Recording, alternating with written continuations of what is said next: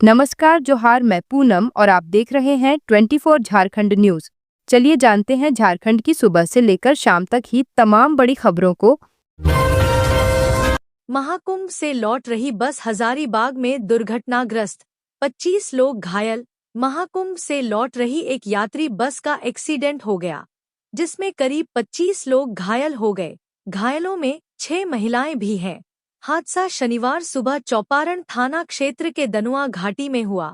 बस प्रयागराज से धनबाद लौट रही थी। बस में सवार सभी लोग धनबाद के रहने वाले हैं।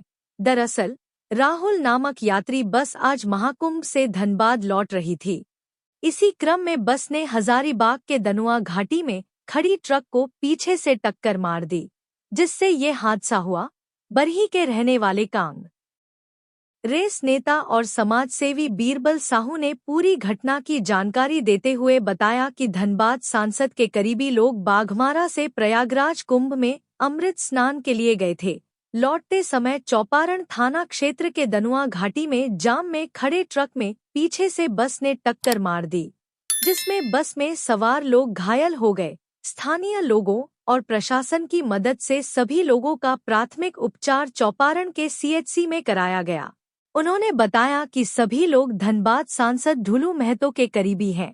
सभी घायलों का इलाज चौपारण सीएचसी में कराया गया, जिसके बाद गंभीर रूप से घायलों को धनबाद और हजारीबाग रेफर कर दिया गया। वित्त मंत्री निर्मला सीतारमण ने किसानों को दिया बड़ा तोहफा। झारखंड के 21 लाख से अधिक लोगों को मिलेगा लाभ। वित्त मंत्री निर्मला सीतारमण ने किसानों के लिए बड़ी घोषणा की है। सबसे बड़ा ऐलान उन्होंने किसान क्रेडिट कार्ड लिमिट पर किया है। जी हां, किसान क्रेडिट कार्ड की लिमिट 3 लाख से बढ़ाकर 5 लाख कर दिया है। इससे झारखंड के 21 लाख से अधिक किसानों को फायदा होगा। पीएम किसान निधि के अनुसार झारखंड के 21,50,000 किसान केसीसी से रजिस्टर्ड हैं। वित्त मंत्री निर्मला सीतारमण ने बजट के शुरुआत में किसानों के लिए 2 बड़े ऐलान किए। पहली घोषणा प्रधानमंत्री जनधन योजना को लेकर किया गया है। इस योजना को राज्य सरकारों के सहयोग से देश के 100 जिलों में यह योजना चलाई जाएगी। इस योजना के लिए उन जिलों को चुना जाएगा जहां कृषि उत्पादन कम है। इस योजना से देश के 1,07,00,000 किसानों को फायदा होगा। बता दें कि किसान क्रेडिट कार्ड की लिमिट को बढ़ाने की लंबी समय से मांग हो रही थी। बता दें कि इस योजना के तहत किसानों को कई तरह के फायदे मिलते हैं। किसान एक ही जगह से कई तरह की कृषि जरूरतों के लिए लोन ले सकते हैं। इसका आवेदन प्रक्रिया भी बहुत सरल है। किसान क्रेडिट कार्ड से लोन लेने पर ब्याज दरों में 2% की छूट के साथ ही समय से पहले या समय पर लोन चुकाने पर 3% क्विक रीपेमेंट इंसेंटिव भी दिया जाता है। इस योजना की शुरुआत 1998 में हुई थी। गिरिडीह की महिलाओं से 50 लाख की ठगी, लोन के पैसे लेकर आरोपी फरार। गिरिडीह जिले के बगोदर में महिलाओं से 50 लाख रुपए से भी अधिक की ठगी किए जाने का मामला सामने आया है। गांव के ही सहायक अध्यापक पर ठगी का आरोप है। महिलाओं से ठगी किए जाने के बाद आरोपी फरार है। माइक्रो फाइनेंस कंपनी से महिलाओं का लोन पास कराकर और फिर फिंगरप्रिंट से रुपए निकासी किए जाने का आरोप है। ठगी की शिकार हुई महिलाओं के द्वारा न्याय की गुहार लगाई गई है। ठगी का यह मामला बगोदर प्रखंड के अडवारा पंचायत का है।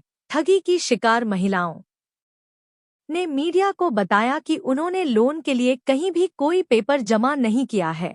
सहायक अध्यापक पवन सिंह के द्वारा आधार कार्ड और वोटर कार्ड अपडेट करने के लिए पेपर लिया गया था और फिर यह कहकर फिंगरप्रिंट लिया गया कि दस्तावेज अपडेट हुआ है, उसे चेक करना है। इस तरह से उसने धोखाधड़ी करके फाइनेंस कंपनी से 84 महिलाओं का लोन पास कराया और फिर रुपए की निकासी कर फरार हो गया है।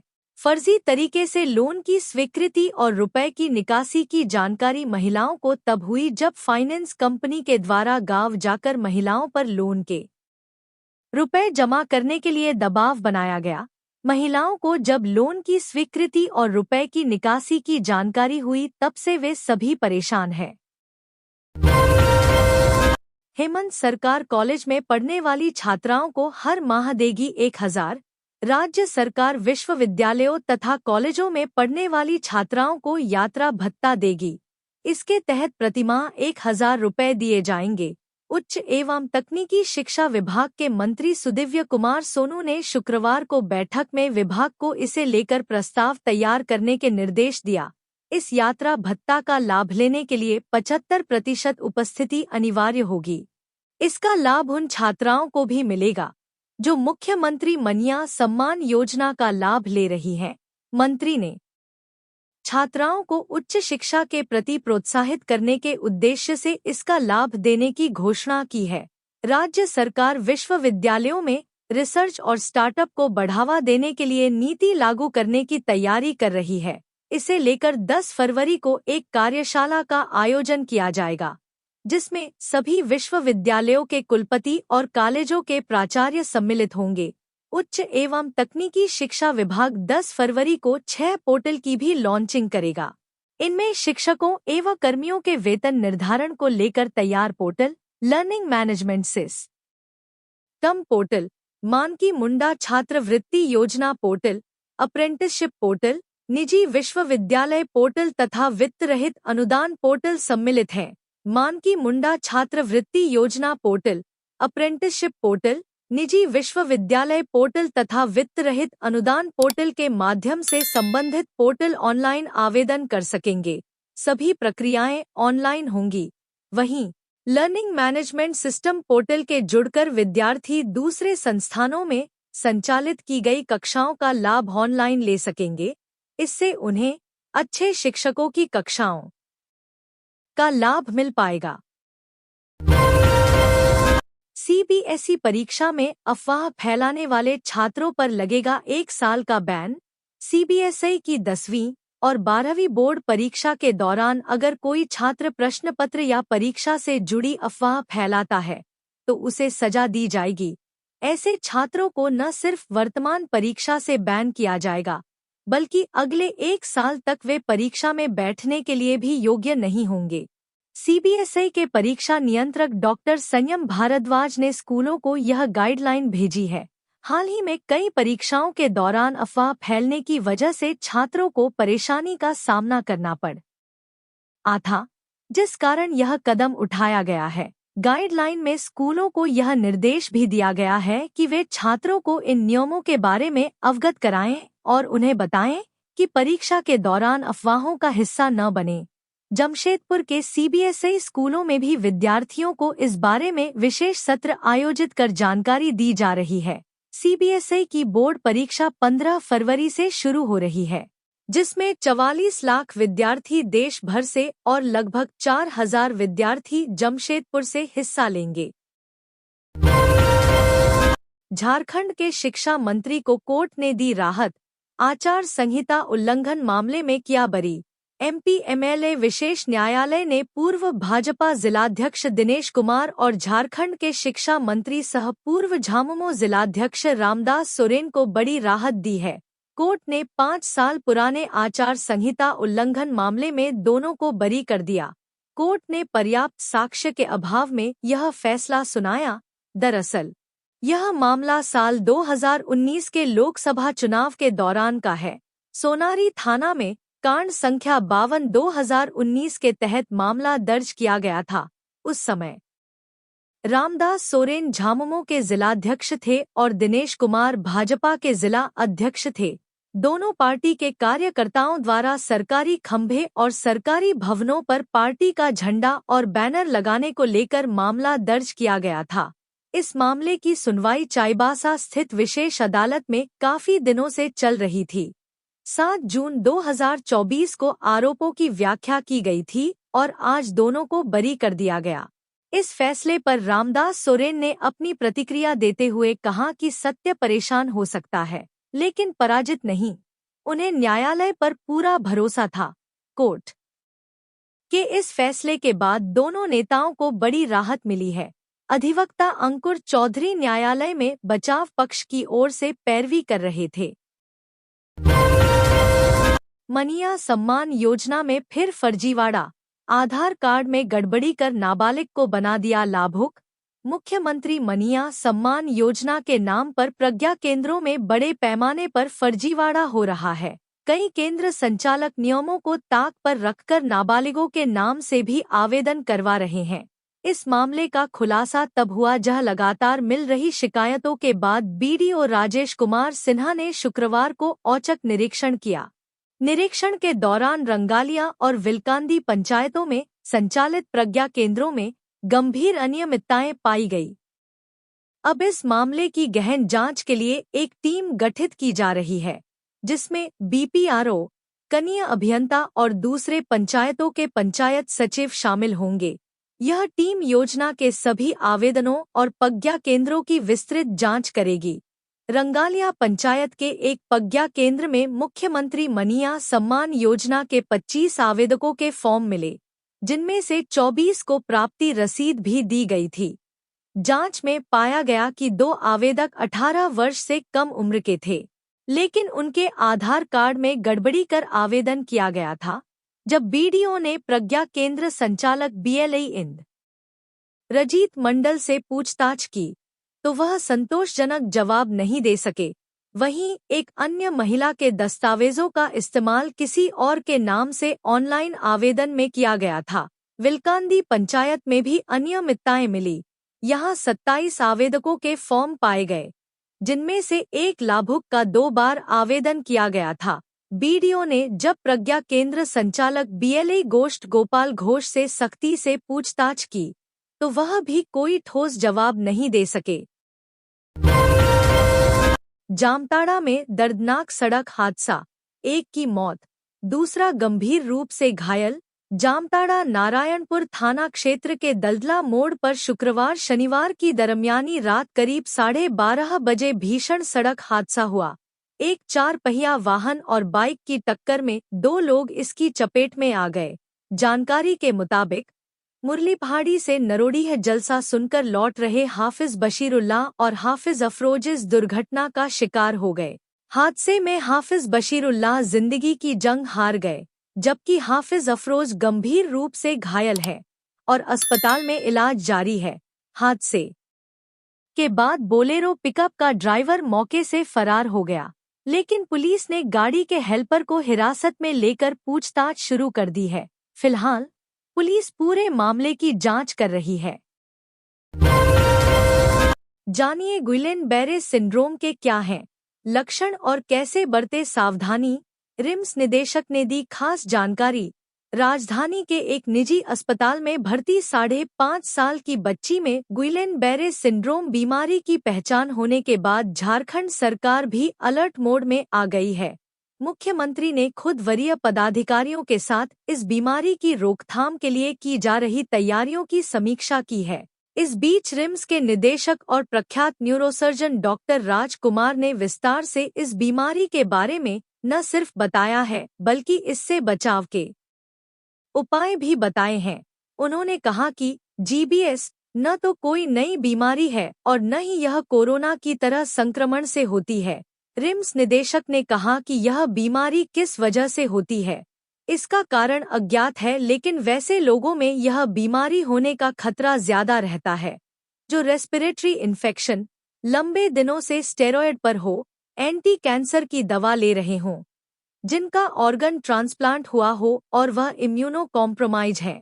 वैसे लोगों में इस बीमारी के होने की संभावना बढ़ जाती है। रिम्स निदेशक ने गुइलेन बैरे सिंड्रोम बीमारी को लेकर राज्य के लोगों से पैनिक नहीं होने की अपील की है।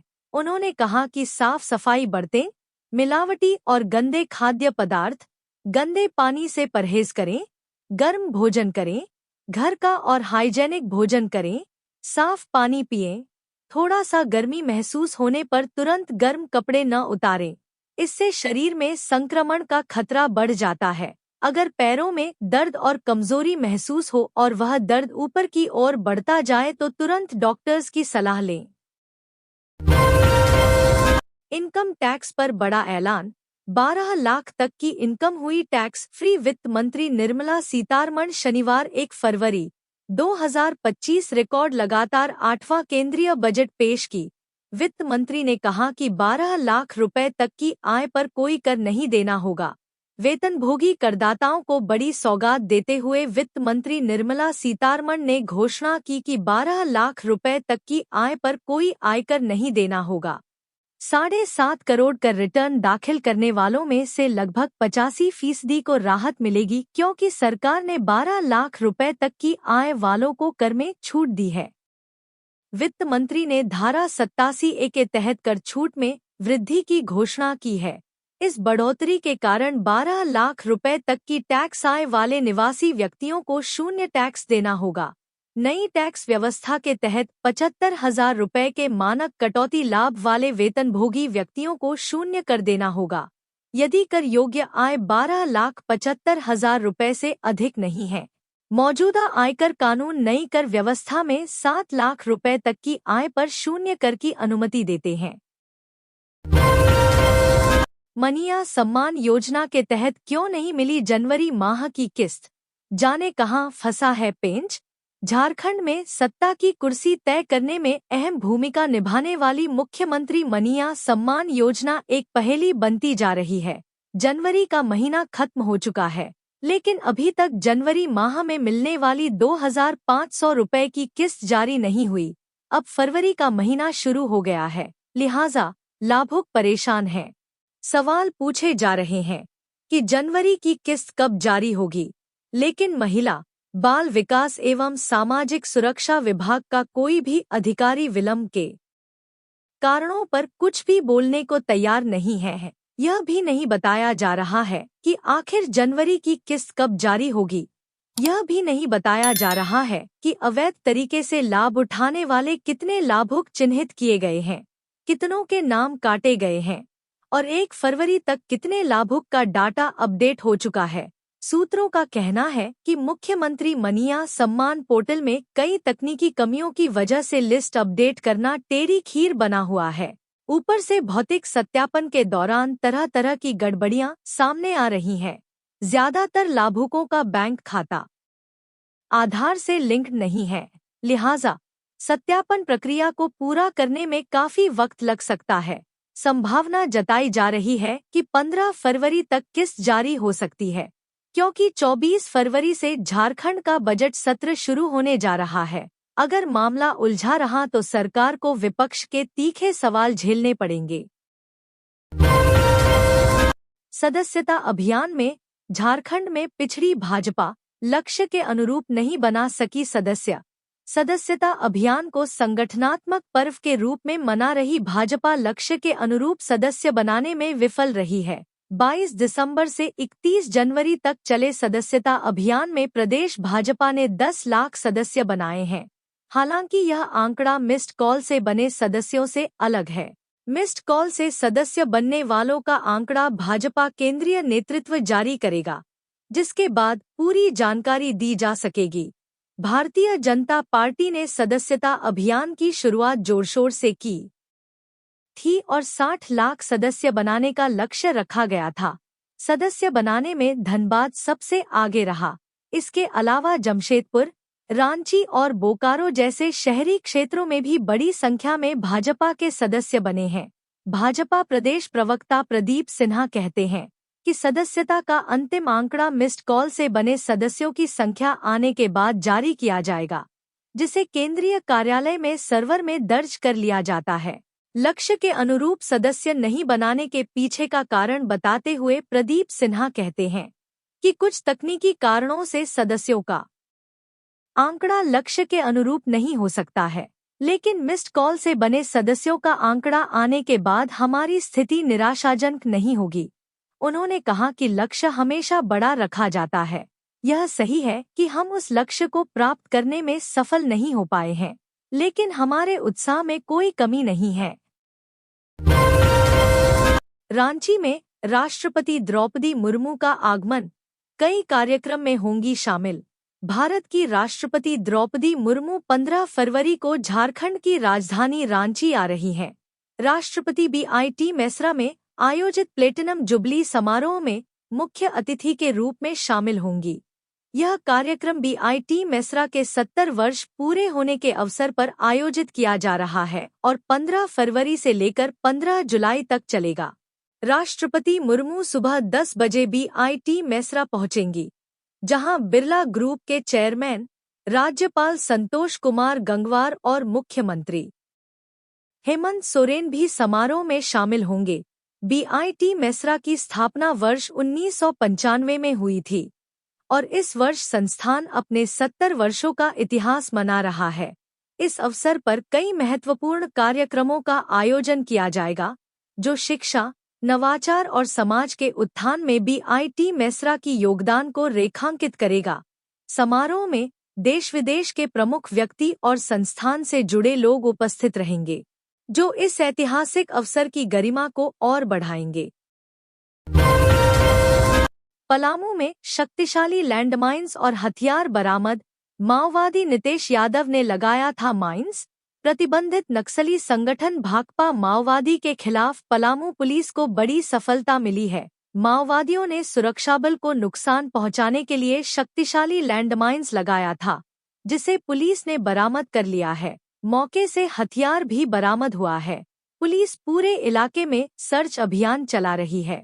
दरअसल पलामू पुलिस ने 15 लाख के इनामी माओवादी कमांडर नितेश यादव के खिलाफ अभियान शुरू किया था। इसी अभियान के क्रम में पांडु मोहम्मदगंज सीमा पर मौजूद दूधिया के पास पलामू पुलिस ने 8 किलो का शक्तिशाली लैंड माइंस बरामद किया है और मौके से हथियार भी बरामद हुआ है। पुलिस पूरे इलाके को घेर कर सर्च अभियान चला रही है। वहीं पुलिस के बम निरोधक दस्ते ने लैंड माइंस को विस्फोट कर नष्ट कर दिया। गैंगस्टर सुजीत सिन्हा के हथियार नेटवर्क का खुलासा, नए पुराने मददगारों की हुई पहचान। जेल से ही अपने गैंग को मजबूत करने की कोशिश में लगे कुख्यात गैंगस्टर सुजीत सिन्हा को बिहार, एमपी और पश्चिम बंगाल जैसे राज्यों से मदद मिल रही है। इन राज्यों में बैठे सुजीत के खास लोग झारखंड में गैंग को हथियार के साथ साथ आर्थिक मजबूती देने की कोशिश कर रहे हैं। कुख्यात सुजीत सिन्हा जेल में है, लेकिन वहीं से कई तरह की जुगत लगा रहा है ताकि उसके गैंग का प्रभाव हर तरफ बढ़े। लेकिन दूसरी तरफ झारखंड एटीएस हर हाल में सुजीत सिन्हा गैंग पर नकेल कसने में लगी हुई है। सुजीत गैंग पर नकेल कसने की रणनीति के तहत रांची पुलिस और झारखंड एटीएस की टीम ने सुजीत सिन्हा को रिमांड पर लेकर 2 दिनों तक पूछताछ की है, जिसमें सुजीत सिन्हा ने एटीएस के सामने अपने कई राज खोल दिए। सुजीत सिन्हा ने अपने वैसे तमाम मददगारों के नाम भी एटीएस को बताए हैं, जो लोग उन्हें हथियार उपलब्ध करवा रहे हैं और रंगदारी के पैसों का निवेश कर रहे हैं। जानकारी के अनुसार बिहार, मध्य प्रदेश और पश्चिम बंगाल के कुछ सफेदपोश सुजीत की काली कमाई को बिजनेस में लगा रहे हैं। वहीं बाहरी राज्यों के कुछ आर्म्स सप्लायर सुजीत के निर्देश पर उसके गैंग को हथियार और कारतूस सप्लाई कर रहे हैं। ऐसे तमाम सफेदपोश और आर्म्स सप्लायर की सूची तैयार कर एटीएस बाहरी राज्यों की पुलिस के साथ संपर्क में है ताकि मामले की पुष्टि कर उसके मददगारों पर नकेल कसी जा सके। धनबाद एसएनएमसीएच के स्टाफ पर पैसे वसूली का आरोप। फिटनेस जांच के लिए पहुंचे चौकीदार, अभ्यर्थियों ने लगाए आरोप। सरकारी बहाली प्रक्रिया को लेकर सरकार और उनके नुमाइंदे बड़े दावे करते हैं। यह दावा सही भी है, लेकिन निचले स्तर पर काम करने वाले कर्मी सरकार के दावे का धड़ल्ले से गला घोंट रहे हैं। कुछ ऐसा ही मामला धनबाद के एसएनएमसीएच में सामने आया है। दरअसल चौकीदार की बहाली प्रक्रिया में शामिल अभ्यर्थी मेडिकल फिटनेस जांच के लिए एसएनएमसीएच पहुंचे। करीब 150 अभ्यर्थी फिटनेस जांच के लिए पहुंचे थे। अभ्यर्थियों ने अस्पताल के कर्मियों पर पैसे की मांग करने का आरोप लगाया। अभ्यर्थियों ने कहा कि जांच के नाम पर अस्पताल कर्मी ने जबरन उगाही करने की कोशिश की, जिसमें कुछ ने पैसे दिए। किसी के पास पैसे नहीं रहने पर जांच रिपोर्ट में देरी हो रही है। कई अभ्यर्थियों ने खुद अपनी व्यथा सुनाई। इनमें ज्यादातर अभ्यर्थी वैसे हैं जो आदिवासी परिवार से हैं। जांच कराने आए सोहन मुर्मू ने कहा कि चौकीदार बहाली के लिए मेरे भाई का मेडिकल बनाना था। उसका चयन चौकीदार बहाली में हुआ है। यहां आने पर काफी कठिनाई का सामना करना पड़ा। अबुआ आवास के लाभुकों को समय पर मिलेगी किस्त। ग्रामीण विकास विभाग ने तैयार किया ऐप। अबुआ आवास योजना के लाभुकों को कई बार समय पर किस्त नहीं मिल पाती है, न ही किसी प्रकार की गड़बड़ी का पता चल पाता है। अब इस समस्या का हल निकालने के लिए विभाग ने एक बड़ी पहल की है। इसके लिए विभाग ने एक जियो टैग ऐप तैयार किया है। इसके माध्यम से लाभुक खुद अपने निर्माणाधीन आवास का जियो टैग कर सकेंगे। मंत्री दीपिका पांडेय सिंह ने बताया कि लाभुकों को सस्मय किस्त की राशि भुगतान करने संबंधित प्रक्रिया को पारदर्शी बनाने के लिए ऐप बनाया गया है। इससे लाभुकों को किस्त के बंटवारे में होने वाली पर रोक लगेगी। मनरेगा आयुक्त सह नोडल पदाधिकारी मृत्युंजय कुमार बर्णवाल ने सभी डीसी और डीडीसी को पत्र लिखकर लाभुक को ऐप जल्द उपलब्ध कराने का निर्देश दिया है। लाभुक इस ऐप को गूगल प्ले स्टोर अथवा अबुआ आवास योजना के पोर्टल से डाउनलोड कर अपने मोबाइल में इंस्टॉल कर सकते हैं। डाउनलोड करने के बाद लाभुक को मोबाइल पर ओटीपी प्राप्त होगा। ऐप के माध्यम से जियो टैग करने के लिए सभी लाभुकों को अपना मोबाइल नंबर प्रखंड लॉगिन में अपडेट करना अनिवार्य होगा। ऐप में लाभुक द्वारा खुद से किए गए जियो टैग का सत्यापन पंचायत सेवक 7 दिन के अंदर करेंगे। विभाग के अनुसार अबुआ आवास योजना के तहत आवंटित स्वीकृत लाभुकों को 2 लाख रुपए की सहयोग राशि 4 किस्त में देने का प्रावधान है। ग्रामीण विकास सचिव के श्रीनिवासन ने सभी डीसी और डीडीसी को पत्र लिखकर योजना के क्रियान्वयन में तेजी लाने का निर्देश दिया है।